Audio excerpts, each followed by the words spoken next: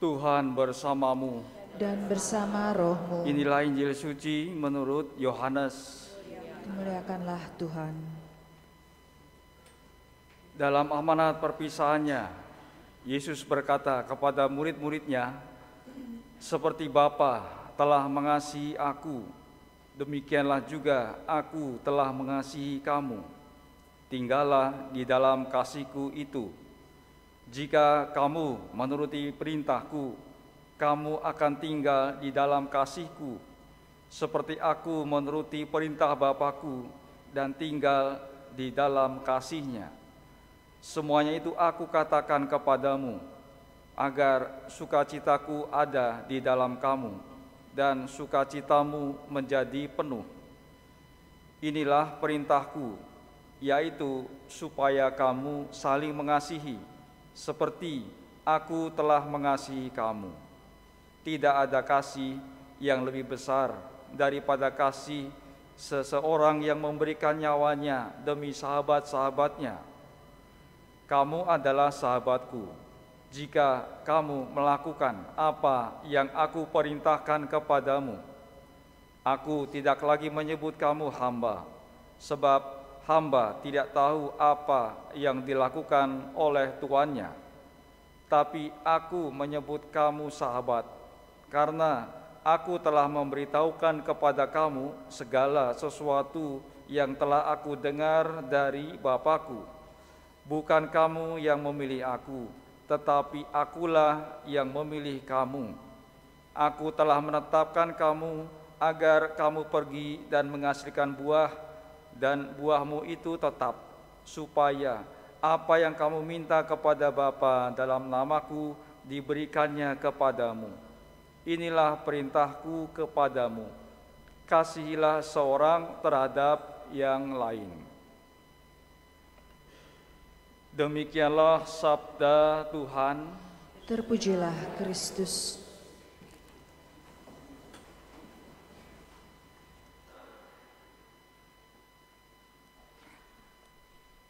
Saudara-saudari sekalian, ada banyak hal yang sesungguhnya mampu kita renungkan, kita ambil maknanya melalui sabda yang dibacakan dalam kitab suci, misalkan khusus Minggu Paskah ke-6 ini.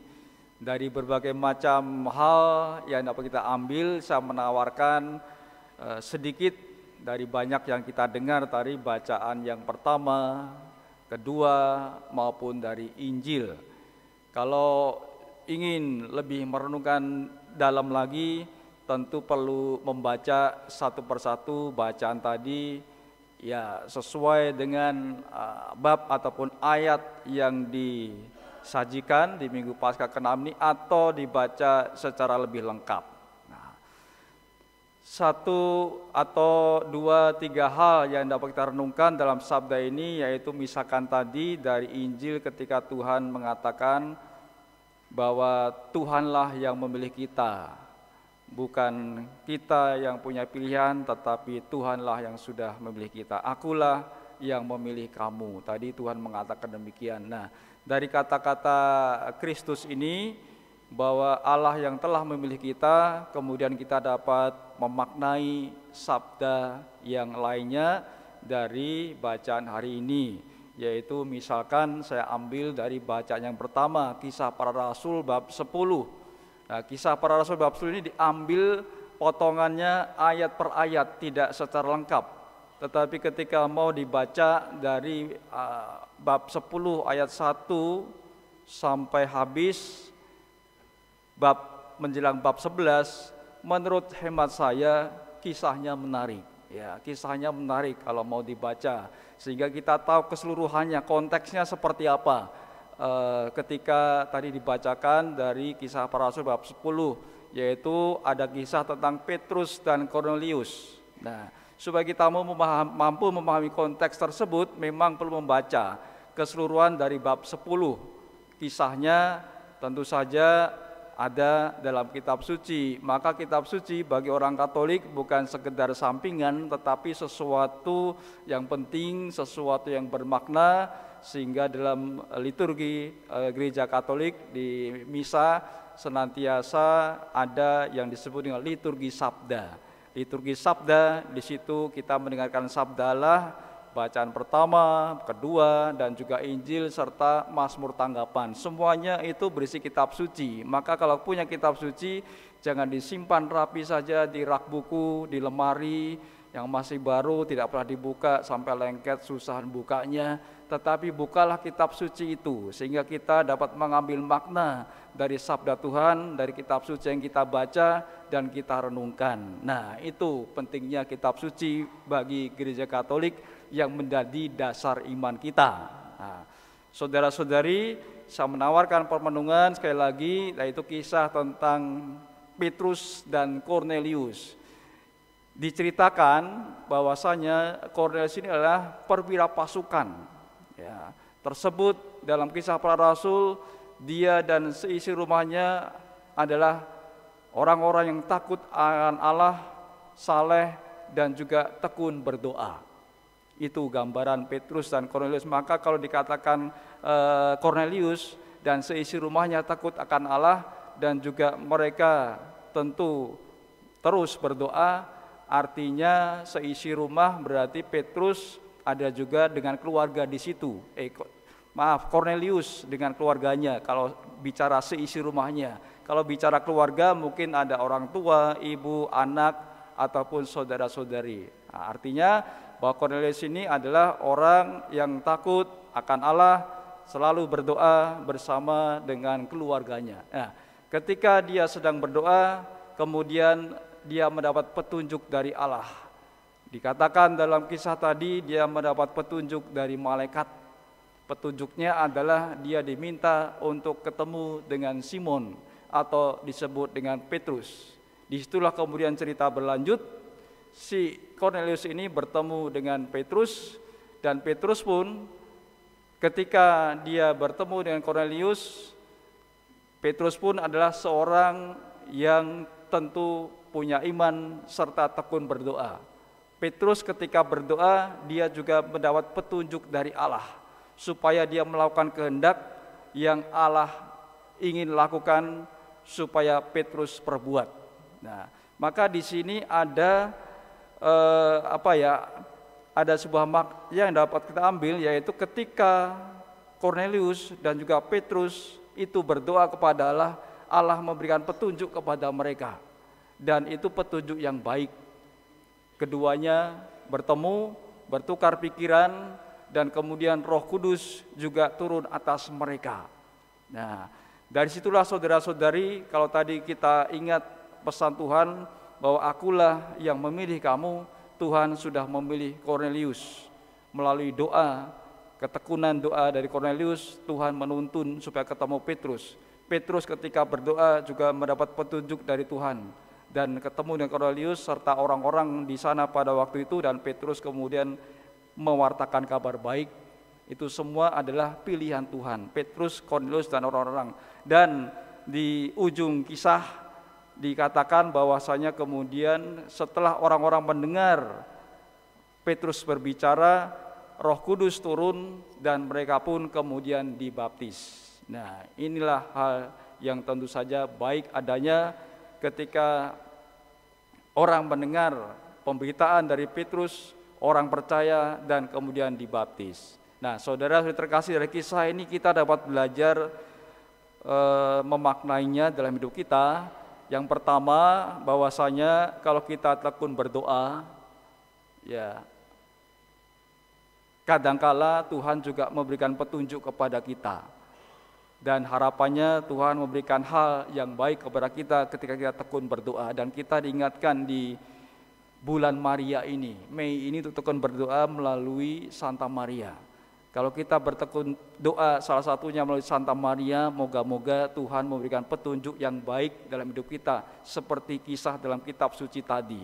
Dan melalui kisah tadi jelas tadi disampaikan bahwa kemudian orang-orang dibaptis. Bicara tentang orang-orang dibaptis, ada berbagai macam pengalaman tentu, sehingga orang itu kemudian mau belajar Katolik dan dibaptis. Saya bicara mereka yang sudah dewasa. Artinya remaja ataupun dewasa yang sadar mau menjadi Katolik, belajar katekumen, lalu mereka dibaptis. Ada tentu hal yang membuat mereka tertarik, kenapa ingin jadi Katolik, kenapa mereka mau belajar selama kurang lebih 1 tahun dan mau jadi Katolik. Mereka punya pengalaman sendiri-sendiri. Kalau baptis bayi pasti tidak punya pengalaman khusus, karena bayi nggak sadar ya, ketika dibaptis bayi ikut iman orang tuanya, nggak tahu. Saya pun ketika baptis bayi juga nggak tahu siapa romo yang membaptis, suasananya seperti apa, nggak sadar. Tetapi bagi yang dewasa yang mau belajar Katolik, mau masuk gereja Katolik, biasanya punya pengalaman tertentu, macam-macam pengalamannya. Banyak kalau kita tanya kepada mereka, kenapa sih mau jadi Katolik, alasannya apa sih? Ada berbagai macam hal. Ada yang mengatakan mereka ketika berdoa melalui doa-doa Katolik, doanya dikabulkan. Contohnya itu, seperti tadi kisah dalam kitab suci. Ada kemudian ketemu pacarnya Katolik, lalu ingin jadi Katolik, seperti itu. Tapi saya mengatakan, kalau misalkan pacaran dengan orang Katolik, mau jadi Katolik, jangan karena pacarnya Katolik. Ya, nanti kalau diputus bagaimana kamu? Saya bicarakan begitu. Kalau diputus, kemudian nanti gak jadi dibaptis, jangan-jangan. Kalau menjadi Katolik harus dari hati sendiri, harus sungguh-sungguh sadar memang mau jadi Katolik, jangan karena pacarnya Katolik, jangan karena dipaksa oleh orang lain jadi Katolik, tapi sungguh-sungguh dari dalam hati sendiri. Saya tidak pernah memaksa orang masuk jadi Katolik, tetapi harus dari dirinya sendiri. Orang mau jadi Katolik, sehingga ketika menjalani Katolik, iman Katolik, itu sungguh-sungguh menjalaninya, tidak setengah-setengah. Berat kalau kemudian setengah-setengah jalani iman Katolik itu, maka harus dari dalam diri sendiri. Itu 2 contoh. Ada contoh lain, misalkan mau jadi Katolik karena dulunya sekolah di Katolik, SD, SMP Katolik, lalu misalkan kuliah di kuliah yang nuansanya Katolik, lalu mau jadi Katolik. Macam-macam hal kalau mau diceritakan ya, pengalaman orang itu menjadi Katolik, yaitu mereka yang baptis dewasa, ya, belajar katekumen, bertekun, macam-macam. Dan juga ada yang sudah usia lanjut, usia 70 tahun, mau jadi Katolik juga ada, ya, seperti itu. Nah, itulah kisah-kisah saudara nyata sesungguhnya, kenapa kemudian orang mau mengimani Allah melalui gereja Katolik.